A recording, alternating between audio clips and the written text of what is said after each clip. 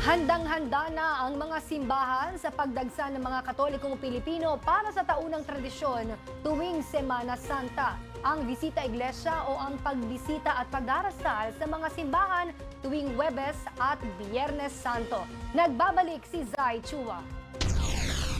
Dinadagsana ng mga mananampalataya at deboto ang Minor Basilica and National Shrine of Jesus Nazareno o mas kilala bilang Quiapo Church ngayong Miyerkules Santo. Ayon kay Father Jade Likwanan, rektor at kura paroko ng Quiapo Church, hindi lamang ang pagdarasal at visita iglesia ang dapat bigyang halaga tuwing Semana Santa dahil mahalaga na maisabuhay at maisapuso ang paghihirap, pagkamatay at pagkabuhay ni Hesukristo. Sa katunayan po, ang pinakamalaking pagdiriwang sa buong taon sa lahat ng simbahan sa buong mundo ay yung tinatawag po nating Paschal Triduum. Ito po ay isang piyesta na pinagdiriwang sa 3 araw. Upang masigurong payapa ang paggunita ng Semana Santa, nakaalerto at nakabantay sa paligid ng Quiapo ang mga tauhan ng simbahan. Nakikipag-ugnayan din ng simbahan sa iba't ibang ahensya ng gobyerno mula sa barangay, Philippine Navy, Philippine National Police, lokal na pamahalaan ng Maynila at Malacanang para matagumpay na mairaos ang Paschal Triduum. Semana Santa po, bahal na araw. By the word itself, inaalala natin kung gaano tayo kamahal ng Panginoon. At ang ibinayad po sa ating para sa kaligtasan natin, kapatawaran ng kasalanan natin, ay mahal din. No? Yun din ay buhay ng ating Panginoon, ang anak ng Diyos.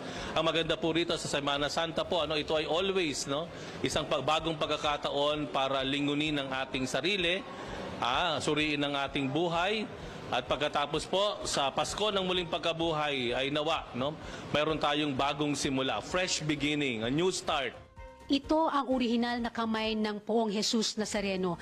Ito ay isang pambihirang pagkakataon na tayo ay makalapit at makita, masilayan ng personal at malapitan ang mahimalang kamay ng Poong Jesus Nazareno. Para sa mga deboto, hindi kumpleto ang kanilang bisita iglesia kapag hindi sila makakabisita at makakalapit sa Poong Nazareno. Ito po yung time na lahat ng mga Pilipino, sana po magkaisa tayo para itong ating bansa ay magkaroon ng panatagan, katahimikan. Ako po ay isang deboto. Actually, mula pa po nung pagkabata ko ay sumasama na po ako sa translasyon. Hindi man ako nakakasalang sa lubid ng mga bata pa. Isa na lang dito yung part na naging critical yung lagay ng tito ko na almost 30 minutes na lang yung buhay niya. And then nagpunta ako dito sa simbahan ng Quiapo. Nagdasal ako para sa kanyang kagalingan. At sa awa ng Diyos at sa awa ng ating mahal na Poong Jesus Nazareno, ipinagkaloob niya na duktungan pa ng marami pang taon ang buhay ng aking tiyuhin. Yung paghihirap po ni Jesus na naghirap po siya dahil para sa atin.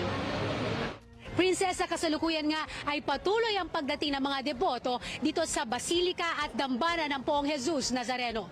Para sa totoong balita sa Bagong Pilipinas, Zai Chua, Congress News.